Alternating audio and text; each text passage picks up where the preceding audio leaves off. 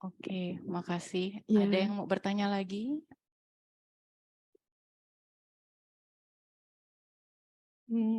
Tadi kan katanya karma itu kan karma kita sendiri baik atau Iya. buruk. Jadi kita bisa perbaiki karma yang buruk menjadi karma yang baik.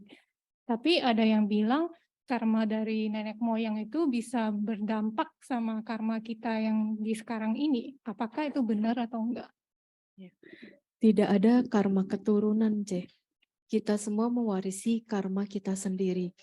Jadi kenapa kita bisa terhubung di keluarga yang sama, terus bisa mengalami, mungkin umumnya disebutnya nasib yang sama, terus mengalami permasalahan yang tidak jauh berbeda, itu karena adanya kesamaan karma. Jadi dari nenek, orang tua, terus sampai kita, nanti anak-anak kita, itu punya kondisi karma yang sama, karma yang berulang, gitu. Karena kita memiliki kondisi karma yang sama, berkumpul bersama, jadi orang menganggapnya, ini karma keturunan, padahal tidak. Kita mewarisi karma kita sendiri, lahir dari karma kita sendiri dan berhubungan dengan karma kita sendiri. Ketika kita merasa, oh ini harus diperbaiki, tidak bisa begini terus.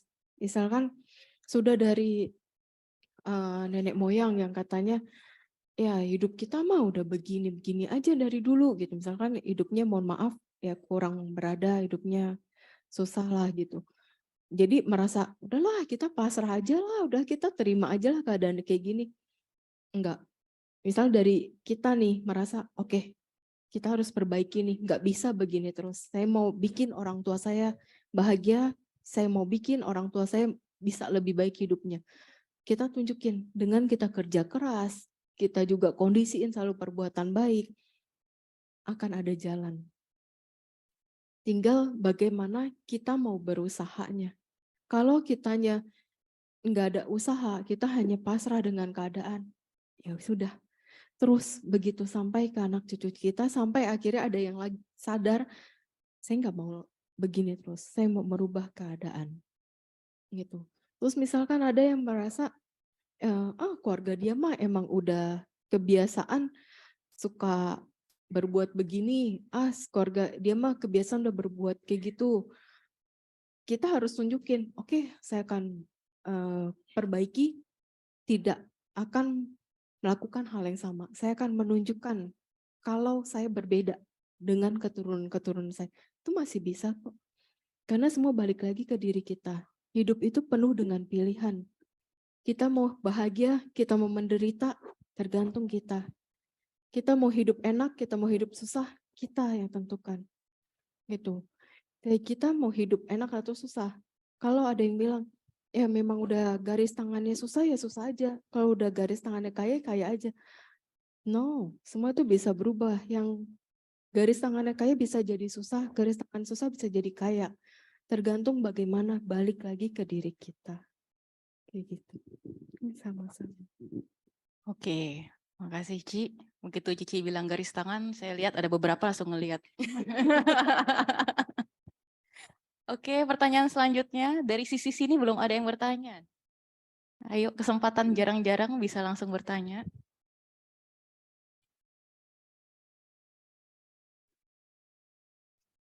Oke. Ya.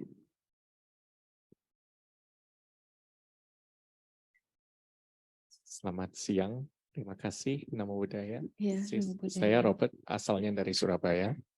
Saya mau tanya, kalau hubungan karma dengan penyakit gitu bagaimana ya? Terus seumpama ada keluarga kita yang sakit dan sakitnya itu bisa menurun ke anak dan cucu-cucunya.